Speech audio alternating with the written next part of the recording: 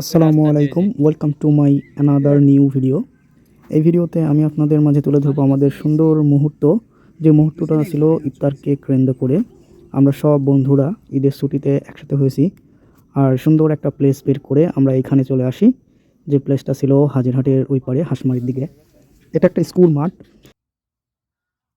আমরা সকলেই চাচ্ছিলাম একটা সবুজ সুন্দর পরিবেশে আমাদের ইফতারিটা শেষ করার জন্য।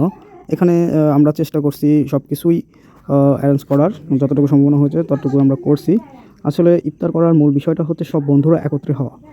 এই সময়টুকু আসলে অনেক সময় আমরা যেটা প্ল্যানিং করেও পাই না, সেটা হুটহাট হয়ে যায় এই ধরনের প্রোগ্রামটা। এই ধরনের বিষয়গুলো খুবই ভালো লাগে। ইফতার শেষে নামাজ কালাম পড়ে দেন চা স্টলে চায়ের আড্ডা সব মিলায় অসাধারণ। প্রথমে আমরা যেভাবে ইফতারটা করি সেটা হচ্ছে মুড়িগুলো মাখাই নিই, তারপরে ফলমূলগুলো একত্রে দিই। এখানে আমরা সবাই খুবই ব্যস্ত ছিলাম, একেকজন একেক রকম দায়িত্বে। তার মধ্যে সৈকত খুবই হেল্পফুল একটা ছেলে, যে সবসময় অনেক এবং সে হেল্পফুল পাশাপাশি বলতে যে কর্মঠ অনেকটা। সে একাই 2-3 জনের কাজটা কাভার করে, সব ক্ষেত্রেই এক্সপার্ট মোটামুটি বলা যায়। এখানে আমাদের স্যার বসেছিল, স্যার একটু উকি দেওয়ার চেষ্টা করতেছিল। এখানে আমরা যে মুড়িটা মাখানোর জন্য সব কিছু অ্যারেঞ্জ করতেছিলাম, পাশাপাশি এগুলো সব করা হয়ে গেছে। এই ধরনের জায়গায় ইফতার করতে খুবই ভালো লাগে। ইফতার বলেন বা পিকনিক ধরনের কিছু বলেন, সেটা করতে ভালো লাগে। ইফতার একটা পবিত্র বিষয়, যেটা আমরা ইফতার করার পরে নামাজ কালাম পড়ি, দেন আমরা আড্ডা দিই অনেক মজা করে। চা স্টলে চলে আসি। চা স্টলে আসার পরে চা স্টলের যে লোক ছিল সে ছিল না চা বানানোর জন্য।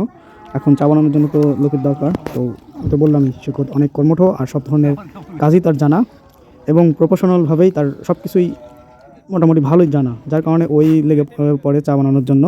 আর তার চা বানানোর স্টাইল, মানে কাপ থেকে শুরু করে চিনি দেওয়া এবং চাপাতি দেওয়া সব কিছুই একদম প্রফেশনাল চা বিক্রেতার মতোই ছিল।